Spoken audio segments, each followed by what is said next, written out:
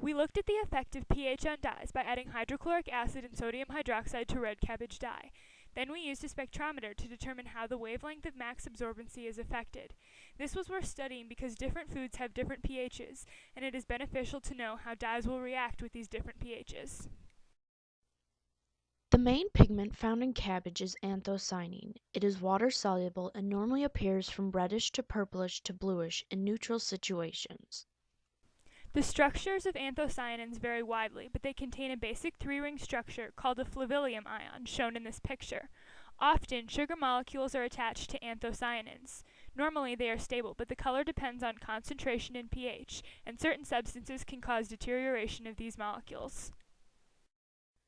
In this experiment, the independent variable was the pH of the red cabbage dye solution. The dependent variable was the wavelength of maximum absorbency of the changed pH solutions. Some of the things that we controlled were the approximate temperature and pressure of the solutions and the fact that the dye solutions have nothing else except the acid or base added to them. Our hypothesis was that the more drastically the pH was changed from neutral, the more there would be a change in wavelength of max absorbency and color. This is because when we did the experiment with the synthetic dyes were changed by high and low pHs, and since natural dyes are not as stable as chemical dyes, some sort of change should occur. Further, we predicted that the higher the pH, the higher the wavelength of max absorbency, and the lower the pH, the lower the wavelength of max absorbency.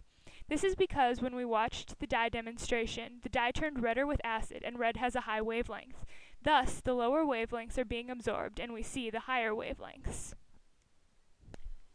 In this lab, you'll need hydrochloric acid, sodium hydroxide, red cabbage dye solution, pipettes, cuvettes, beakers, the spectrometer, a Logger Pro system, the computer, a pH meter, and distilled water. To complete this lab, we boiled red cabbage in water, and then diluted the solution so that the spectrometer could read it.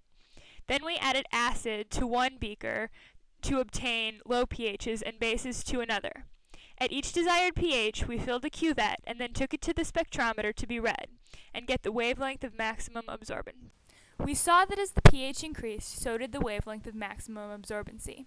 We also saw that the wavelength of max absorbency in the UV spectrum remained fairly constant, no matter what the pH was, whether it was acidic or alkali.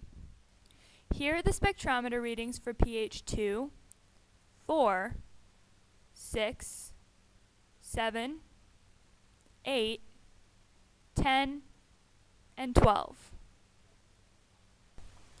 The results of our experiment did agree with our hypothesis. The wavelength of maximum absorbency increased with pH, and the colors changed drastically the further from neutral the pH was, as evidenced by the large wavelength range and the vast spectrum of colors. At least this was true until pH 12, where it dropped back down to the 430s. This, however, still works with the color spectrum. Obviously, bonds were being broken and reformed, affecting the visible light spectrum as we expected it to. Further, there was an unexpected result. From each of the different pH solutions, there was a wavelength of max absorbency normally in the range of 380 to 390 nanometers per second. This was not part of our hypothesis and would indicate that there is some sort of bond that produced these ultraviolet colors that was not being broken or affected by the pH, whether it was low or high. One random error in our lab is that we only did one trial. If anything had gone wrong, including equipment malfunctions, putting in the wrong amount of acid or base, our results would have been thrown off, and we would have no way of averaging it out. In the future, to get rid of this error, all we need to do is conduct multiple trials of our experiment. A systematic error that occurred was that we probably didn't dilute the red cabbage dye enough originally. This was shown when some of the data went off the spectrometer chart. Though mostly it was in the UV spectrum, this wasn't a problem with the light in the visible spectrum.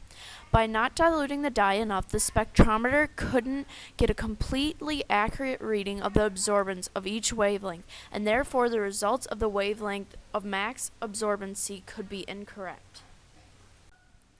If it isn't accurate, you cannot tell where the real wavelength of maximum absorbency falls. In the future, we can rectify this error by further diluting the red cabbage dye so that the dye will not be too concentrated and the spectrometer can correctly read all the absorbences and wavelength of max absorbency. A possible experiment that we could do in the future is to look at multiple natural dyes to see how pH affects them. We can perform an experiment much like the one we just performed, only we can use different natural dyes to see which dyes' wavelengths of max absorbency are affected the most by different pHs. So, we now know that the pH definitely affects the color of the dye and the wavelength of maximum absorbency. It's important to know how pH affects the color of a pigment, especially in real-world application, like the food industry. This experiment was enlightening and very successful.